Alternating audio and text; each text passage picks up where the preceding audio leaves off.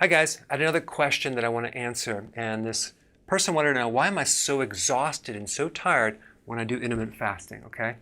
Well, if you're on a keto and you're doing intermittent fasting together and your blood sugars are low, it could mean that you're going too fast, okay?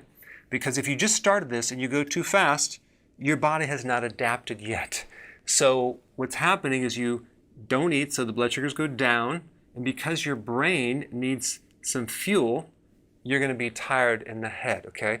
It can bring your mood down, it can make you feel cranky, it can cause a headache, but it can definitely make you feel tired. So it could be that you're going too fast and you need to add a meal in between here, okay? So that's one. But let's say, for example, you're doing this for a period of time and you're not adapting. What's happening and how do you get into this keto adaptation? Because that's when you really start having a lot of abundant energy, okay? So there's some other things you can look at too. If the adrenal is involved and the adrenal is weak, it will not be able to stabilize this blood sugar problem and rebound it, so it ends up going down, in which case you need more salt, okay, sea salt. So one of the symptoms of adrenal fatigue is a deficiency in sodium, okay? So by adding salt, you actually can recharge the adrenals, and just take some salt and see if it makes you feel better, and then we know the adrenals are involved, okay? Of course, you also have to look at stress and sleep and B vitamins, okay?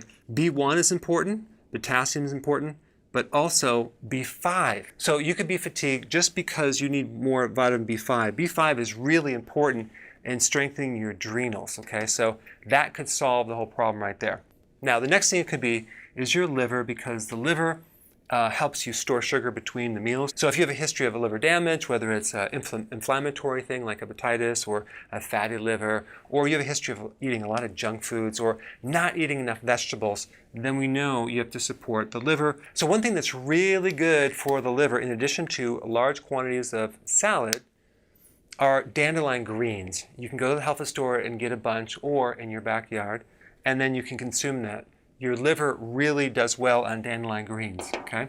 Now, one last thing you might want to check. If your stomach is not acid enough, okay, you may want to just add some apple cider vinegar in some water, drink it with the meal, and that could actually bring your energy up. These are all just things that you can try out, but how do you know if you don't have enough stomach acid?